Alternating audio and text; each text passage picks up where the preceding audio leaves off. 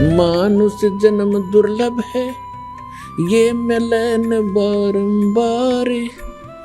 तरवर से पत्ता टूट गिरे, वो मोर न लगता डर।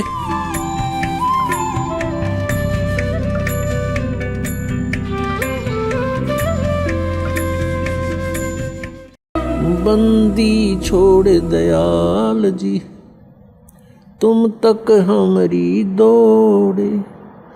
जैसे काग जहाज को सुहजत और न ठोर।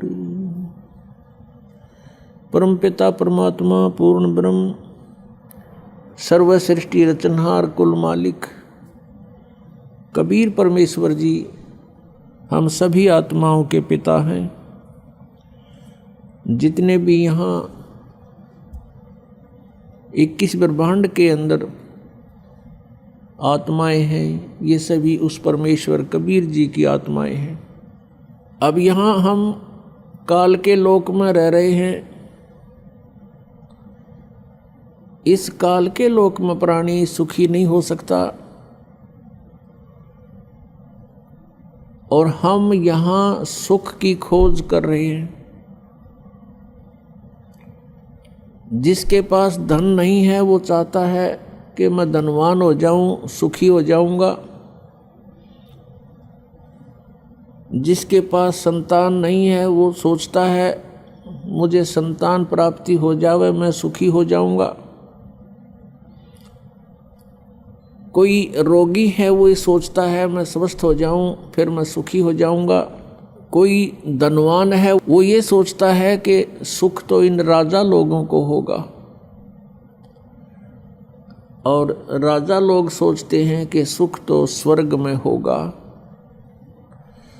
स्वर्ग के देवता इंद्र राजा जो हैं वो सोचते हैं कि सुख तो ब्रह्मा विष्णु महेश को होगा, हमें सुख नहीं।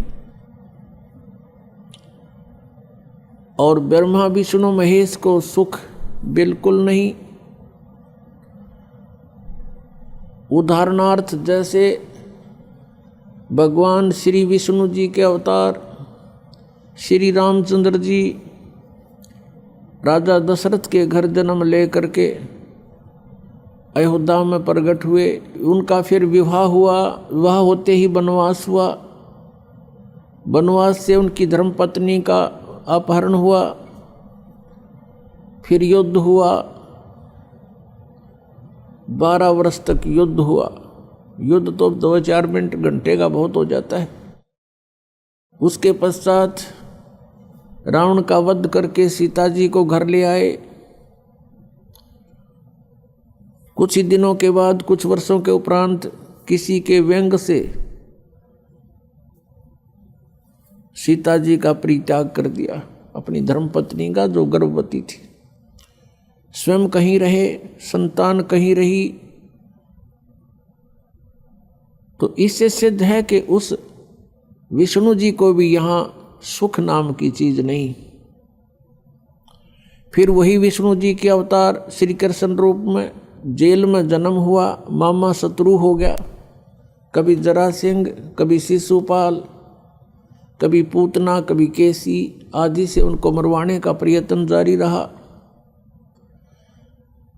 अंत में भगवान ने मथुरा को त्याग दिया। समुद्र में जाके एक टापू पर शरण ली।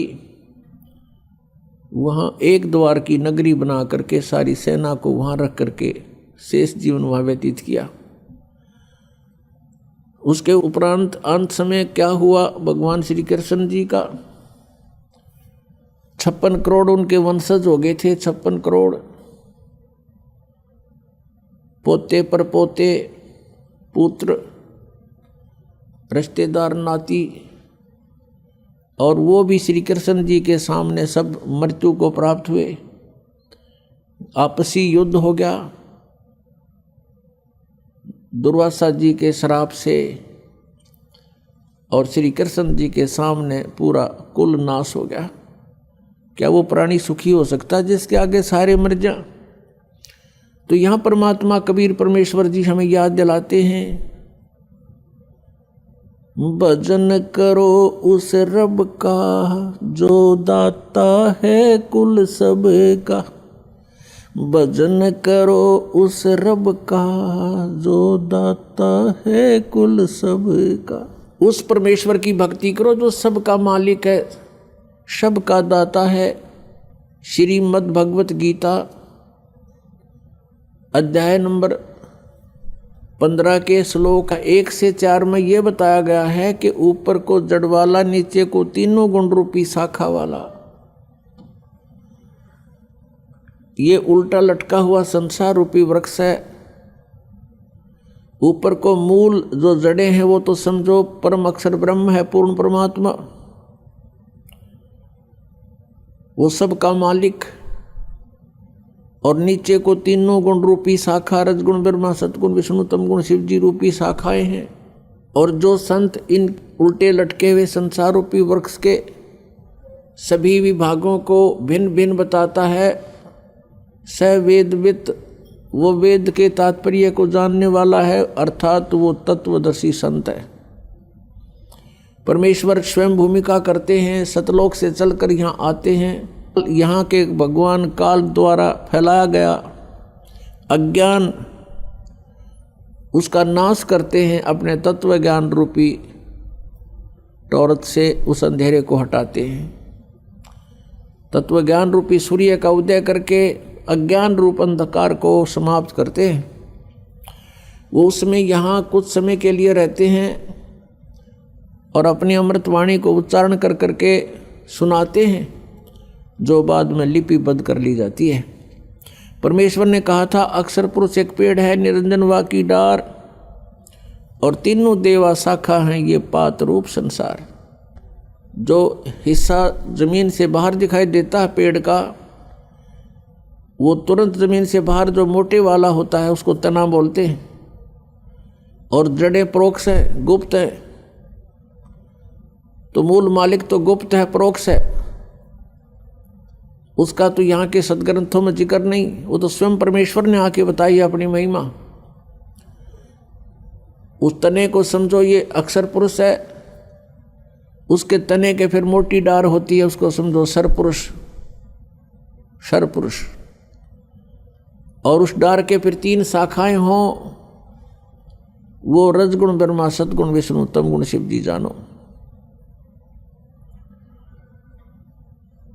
श्रीमद् भगवत गीता अध्याय नंबर 4 के श्लोक नंबर 32 में कहा है कि जो श्लोक नंबर 25 से लेकर 31 तक जो भी साधनाओं का वर्णन किया गया है वो पर्याप्त नहीं है। लेकिन साधक अपनी अपनी साधनाओं को पापनाशक ही मानते हैं। इस प्रकार की यज्ञों का विस्तार के साथ वर्णन है सच्चिदानंद घन ब्रह्म की वाणी में। ब्रह्मणे मुखे, यानी सच्चिदानंद घन ब्रह्म ने स्वयं आकर के अपने मुख कमल से वो तत्व ज्ञान बोला होता है, उसको परम अक्षर ब्रह्म की वाणी कहते हैं। उस वाणी में वो विस्तार के साथ कहे गए हैं। उनको जानने के बाद फिर पूर्ण रूप से कर्म बंधन से मुक्त प्राणी हो जाता है। गीता जी अध्याय नंबर 4 के श्लोक नंबर 34 में तुरंत कहा है कि उस तत्व ज्ञान को जो परमेश्वर ने स्वयं आकर बोला होता है, किसी तत्वदर्शी संतों के पास जाकर समझ, उनको दंडवत प्रणाम करने से, कपट छोड़कर प्रसन्न करने से वो तत्वदर्शी संत तुझे उस परमात्म तत्व का ज्ञान कराएंगे। इससे एक बात तो ये सिद्ध होगी कि गीता ज्ञानदाता भी उस तत्व ज्ञान से अपरिचित है, इसलिए संतों के पास जाने को कह रहा है। अब यहाँ गीता जी अध्याय नंबर 15 के श्लोक नंबर 1 से 4 में परमेश्वर ने स्वयं अपनी महिमा का गुणगान किया है। अक्षर पुरुष एक पेड़ है, निरंजन वा की डार, सरपुरुष जिसको कहते हैं, सरपुरुष वा की डार, और तीनों देवा शाखा हैं ये पात रूप संसार। अब गीता जी अध्याय नंबर 15 के श्लोक 4 में कहा कि उस तत्व ज्ञान की प्राप्ति के उपरांत तत्व ज्ञान रूपी शस्त्र के द्वारा इस अज्ञान रूपी उलझी हुई गुत्थी को काटकर, अर्थात समझकर, उसके पश्चात परमेश्वर के उस परम पद की खोज करनी चाहिए जहाँ जाने के बाद साधक फिर लौटकर कभी संसार में नहीं आते, अर्थात उनका जन्म मृत्यु सदा के लिए समाप्त हो जाता है। और जिस परमेश्वर ने सर्व ब्रह्मांडों की रचना की है उसी की भक्ति करनी चाहिए, अन्य की नहीं। गीता ज्ञानदाता यहाँ अपनी भक्ति को भी न करने की सलाह दे रहा है। क्यों दे रहा है? क्योंकि गीता जी अध्याय नंबर 4 के श्लोक नंबर 5 तथा 9 में, गीता अध्याय नंबर 2 श्लोक 12 में, गीता अध्याय नंबर 10 श्लोक 2 में ये स्वयं कहता, अर्जुन तेरे और मेरे बहुत जन्म हो चुके हैं, तू नहीं जानता मैं जानता हूं।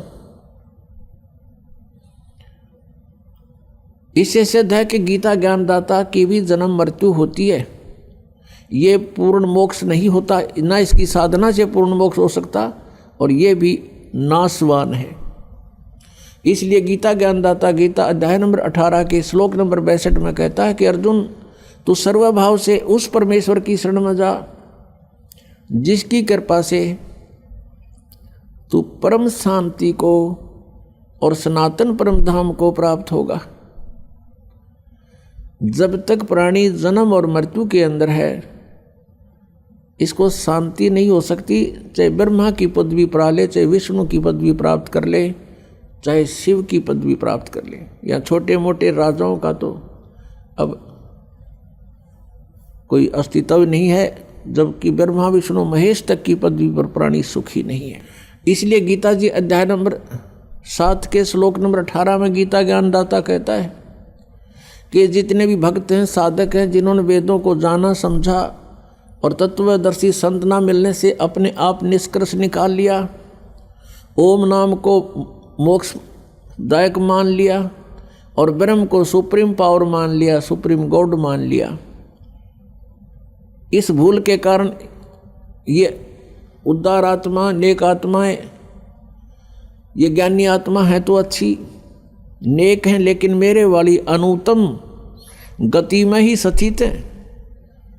गीता ज्ञानदाता कहता है कि मेरे वाली गति यानी ब्रह्म की गति, ब्रह्म से मिलने वाले लाभ, ओम नाम से जो जाप होता है वो ब्रह्म का है, और ब्रह्म से जो लाभ है उसको कहते हैं वो मेरी गति है।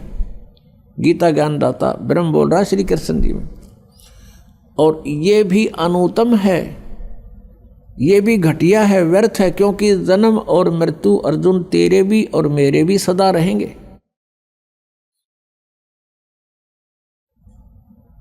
अपनात्माओं,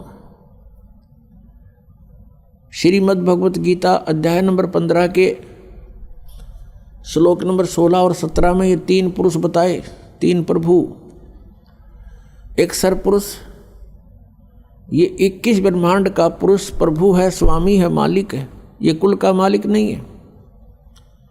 अक्षर पुरुष जो पेड़ का तना कहलाता है, ये 7 संघ ब्रह्मांड का स्वामी है, ये कुल का मालिक नहीं है। गीता जी अध्याय नंबर 15 के श्लोक 16 में कहा कि सरपुरुष और अक्षर पुरुष ये 2 प्रभु प्रसिद्ध हैं, और इनके लोकों में तथा ये स्वयं जितने भी प्राणी हैं ये सभी नाशवान हैं, और जीवात्मा सभी की अमर है।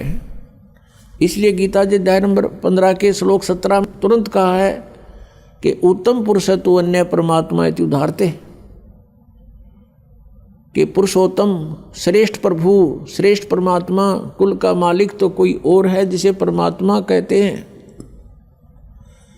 परमात्मा का अर्थ होता है श्रेष्ठ आत्मा, और श्रेष्ठ आत्मा वो होती है जिसकी शरण में कोई प्राणी दुखी नहीं हो सकता, केवल सुख सुख प्राप्त होता है। लेकिन यहाँ प्रभु पुरुष परमात्मा स्वयंभू घने हो गए, इसलिए यहाँ परमात्मा ने डिफाइन करना पड़ा कि उसको परमात्मा कहते हैं जो सबसे उत्तम सरपुरुष और अक्षर पुरुष से भी कोई अन्य है और है, और वही तीनों लोकों में प्रवेश करके सबका धारण पोषण करता है। वो है वास्तव में अविनाशी परमेश्वर।